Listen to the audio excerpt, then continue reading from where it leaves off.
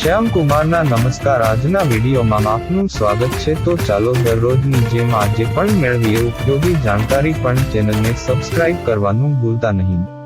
નવા મહિનાની શરૂઆત સાથે જ તમારી આસપાસના ઘણા નિયમો બદલાઈ જશે.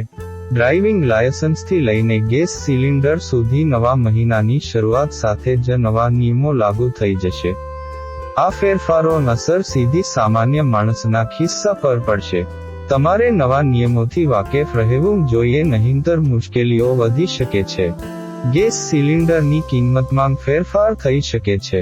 તેલ કંપનીઓ દર મહિનાની પહેલી તારીખે ગેસ સિલિન્ડરની કિંમતમાં ફેરફાર કરે છે.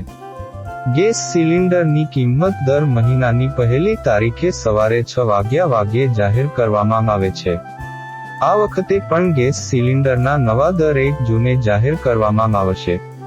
તેલ કંપનીઓ 14 કિલોના ઘરેલું અને 19 કિલોના કોમર્શિયલ સિલિન્ડરની કિંમતો નક્કી કરશે.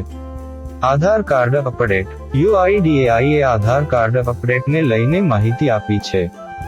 આધાર કાર્ડ ફ્રીમાં અપડેટ કરવાની તારીખ 14 જૂન સુધી છે.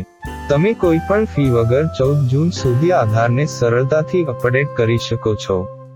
ઓફલાઈન અપડેટ માટે એટલે કે આધાર સેન્ટર પર જવા માટે તમારે પ્રતિ અપડેટ 50 રૂપિયાનો ચાર્જ ચૂકવવો પડશે. ડ્રાઇવિંગ લાયસન્સનો નવો નિયમ. 1 જૂનથી ટ્રાફિકના નિયમોમાં પણ ફેરફાર કરવામાં આવ્યા છે. 1 જૂનથી તમારે ડ્રાઇવિંગ લાયસન્સ માટે RTO જવાની જરૂર નહીં પડે.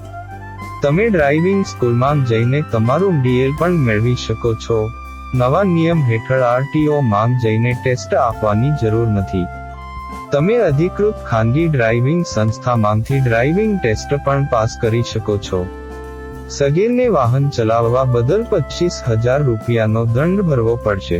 1 જૂનથી 18 વર્ષથી ઓછી ઉંમરના સગીર દ્વારા વાહન ચલાવવા માટે ભારે દંડ વસૂલવામાં આવશે. જો કોઈ સગીર વાહન ચલાવતા પકડાશે તો તેને 25,000 રૂપિયા સુધીનો દંડ ભરવો પડશે. માર્ગ અકસ્માતોને રોકવા માટે આ પહેલ કરવામાં આવી રહી છે.